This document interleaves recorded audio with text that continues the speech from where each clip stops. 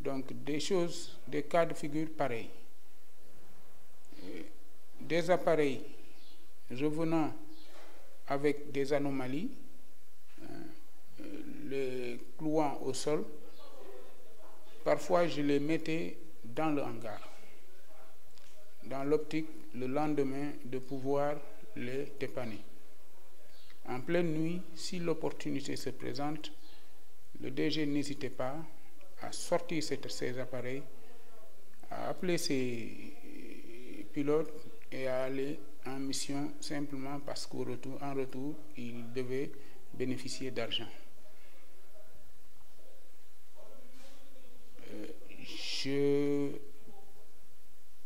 En 2012, début 2012, le DG avait acquis cet appareil qui est tombé, le jet, le Hawk 125-700, venant d'Irlande.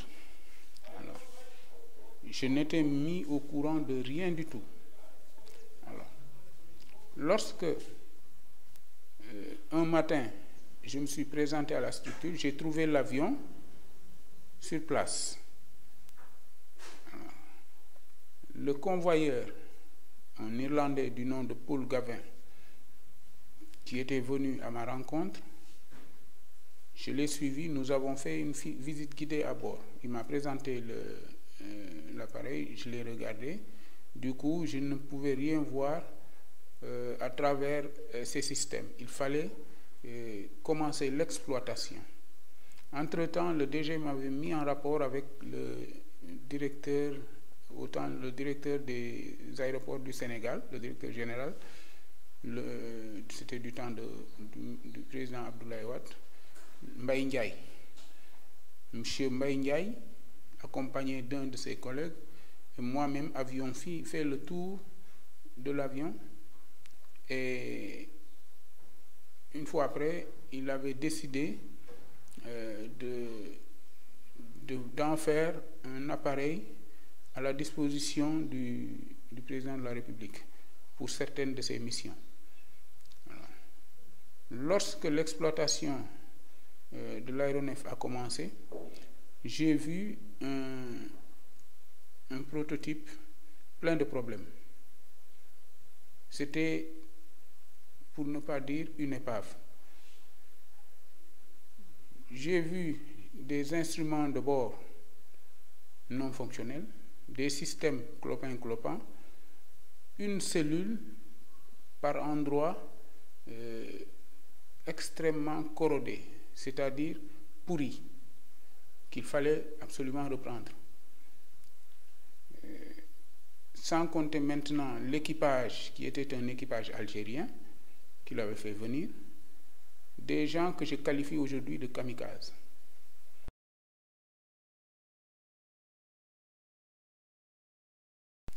Des gens qui étaient prêts à tout faire. Je les ai suivis de par leur comportement, de par leur promptitude à exécuter les ordres du DG sans pour autant réfléchir, en prenant certaines décisions très graves. Des gens qui étaient là, le plus souvent sous le coup de l'alcool. Ils avaient, le DG leur avait, disons, loué un appartement vers la Corniche. Dans cet appartement, ils ne faisaient que boire de l'alcool.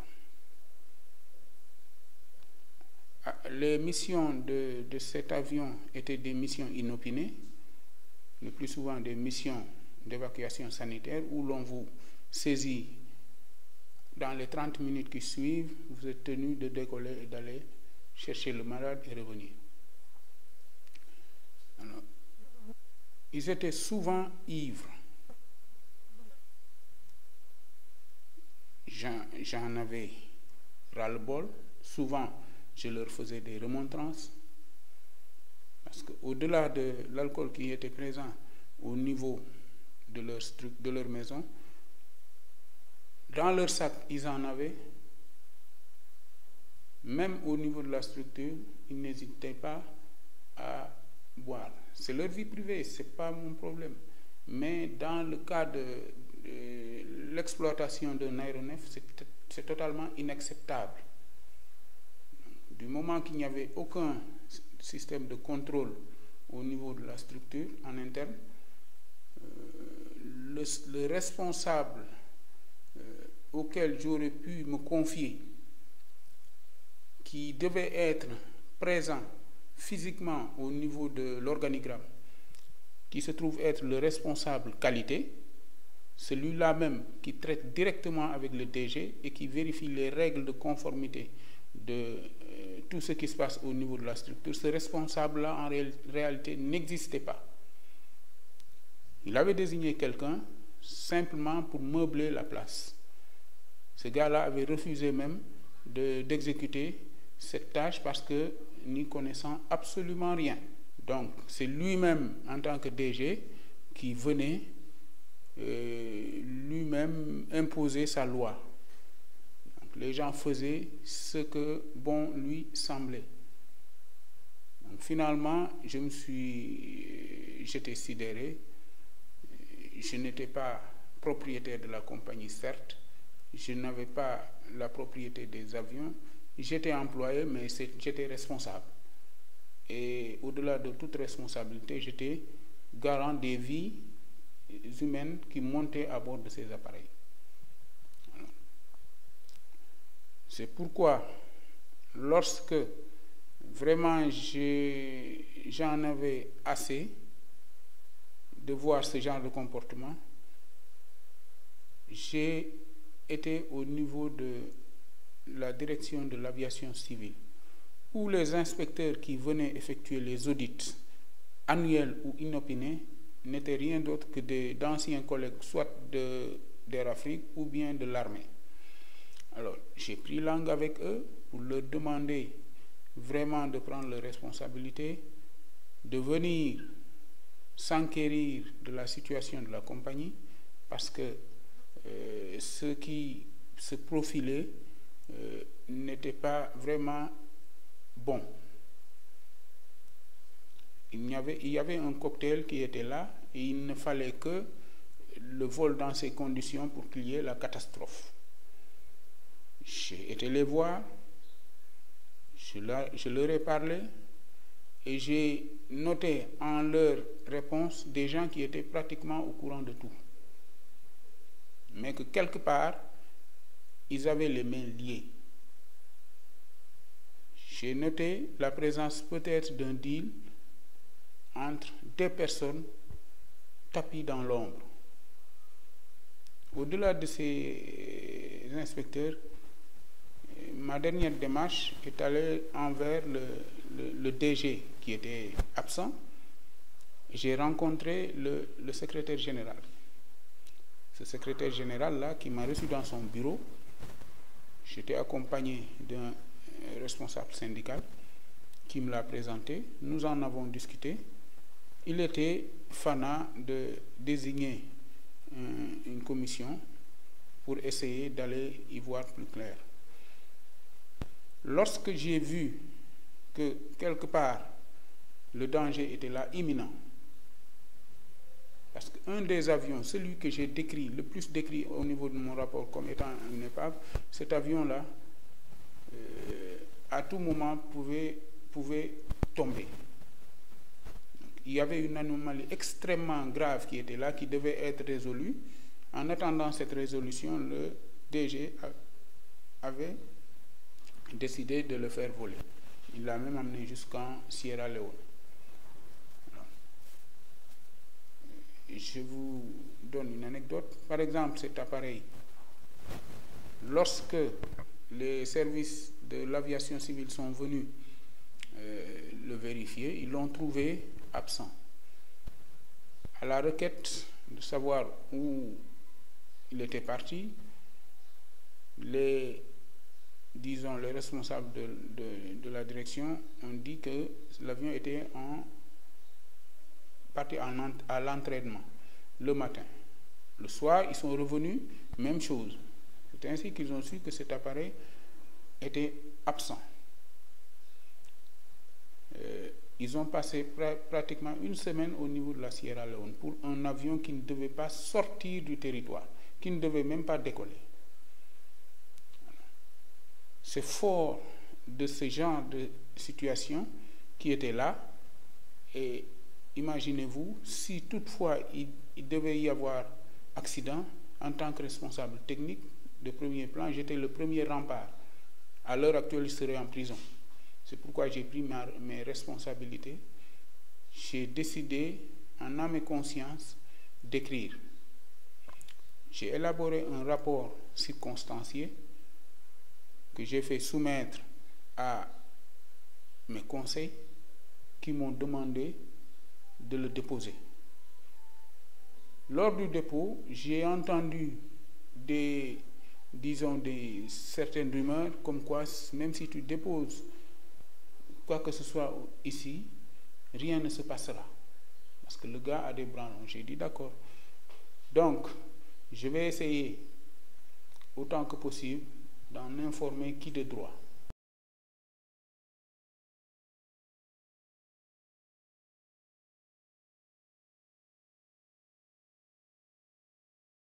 Donc, au-delà de tout, comme je l'ai dit, j'embarquais de très hautes personnalités.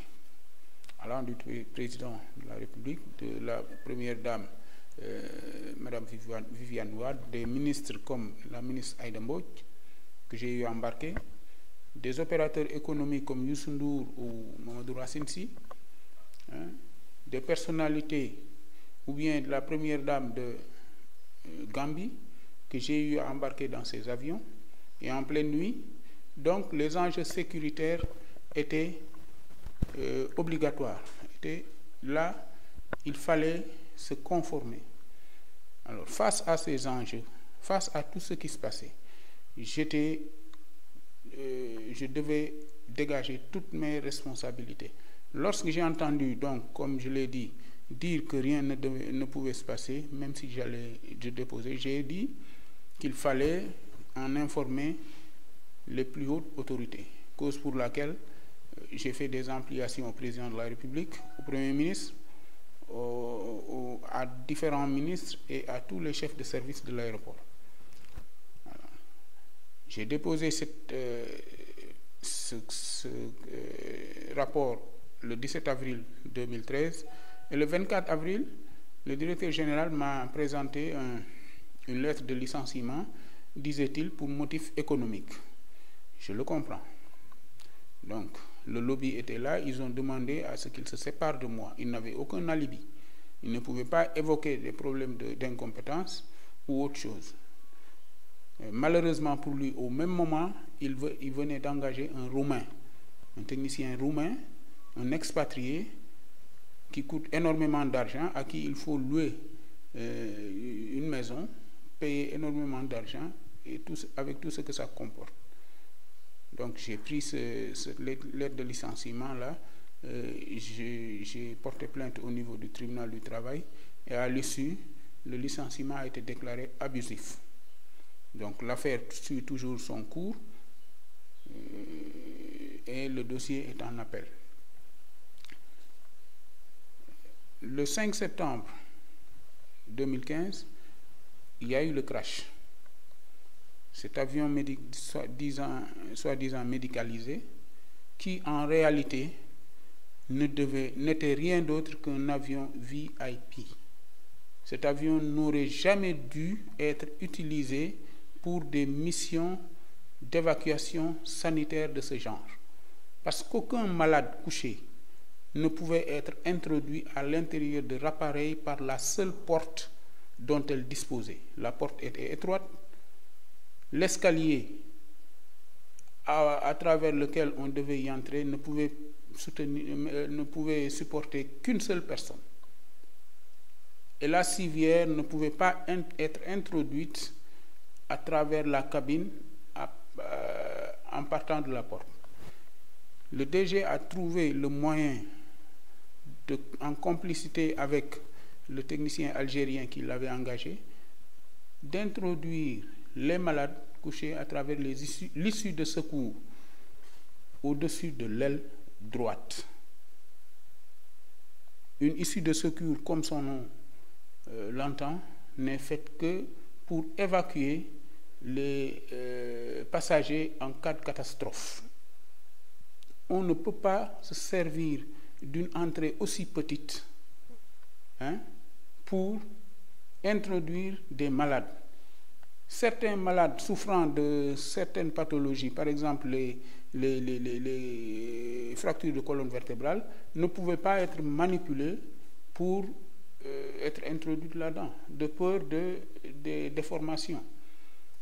Malheureusement, ils ont adopté ce système, chose inacceptable au vu et sous de tout le monde. C'était une catastrophe. Personnellement, j'avais décliné, dégagé toutes mes responsabilités. Je n'ai jamais assisté aux missions de cet avion. J'avais refusé parce que ces missions étaient totalement non conformes.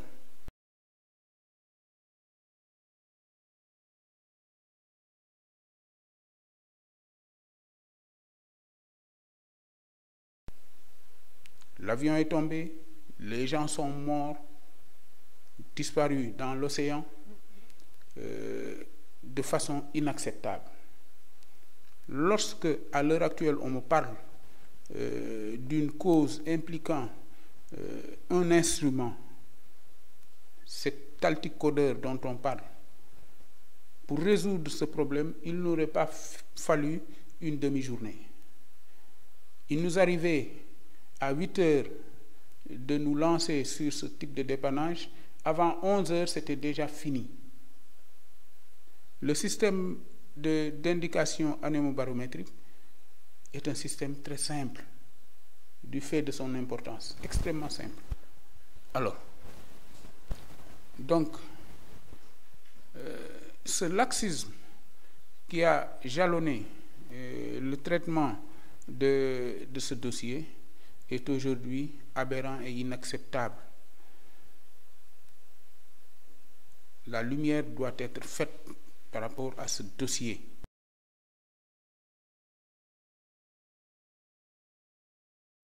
Personnellement, après, disons, ce rapport circonstancié, j'ai fait l'objet d'une cabale. Toutes mes candidatures ont été torpillées. De bonne volonté ont voulu m'engager, mais ils en ont été empêchés. J'ai été reçu au niveau de la SECNA. Il ne restait qu'un entretien d'embauche, entretien qui a été torpillé, je l'ai expliqué. Donc, en tant que père de famille, j'ai été débauché par un directeur général qui était là, qui n'en faisait qu'à sa tête, qui ne voulait que s'enrichir, alors épaulé par ses complices. Voilà que, après plus de 4 ans, il m'a mis dans une situation extrêmement difficile. Ma famille en a souffert. Mes enfants ont été exclus des écoles. J'ai perdu tout ce que j'avais en bien. J'ai tout vendu pour maintenir la dignité de cette famille.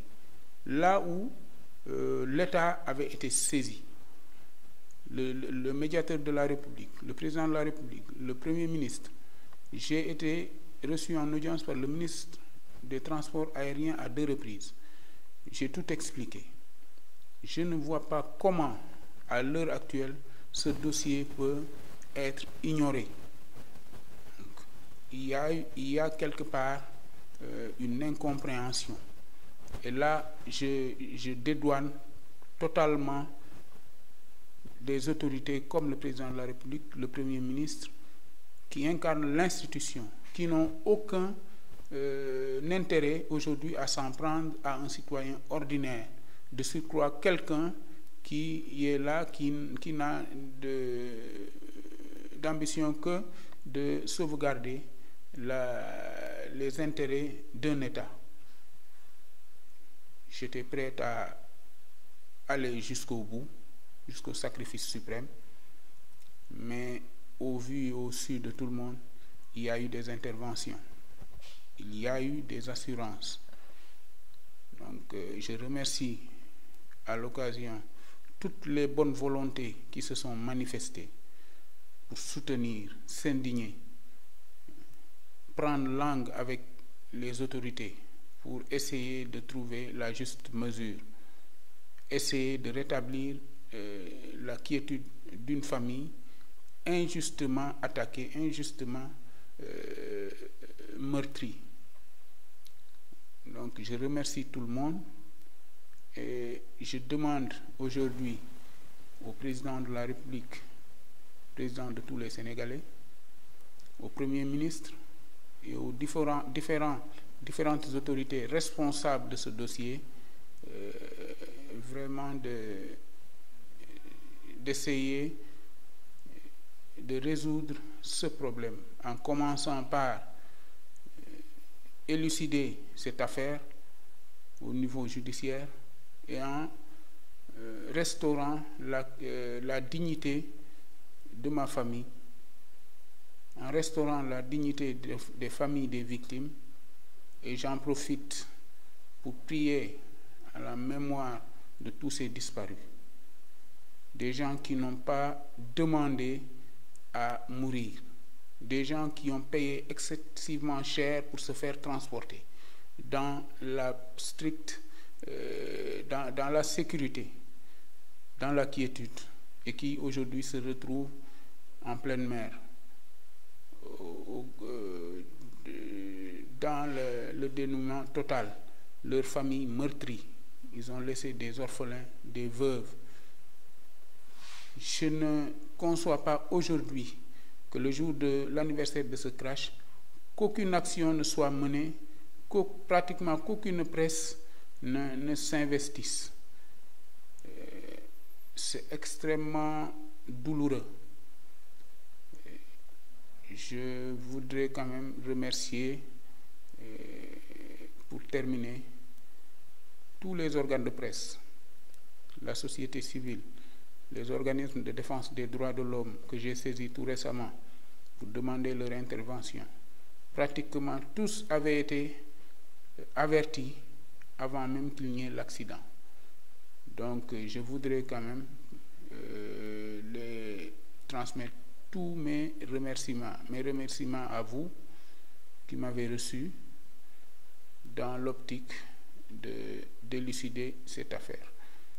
Merci à tous et que Dieu nous garde.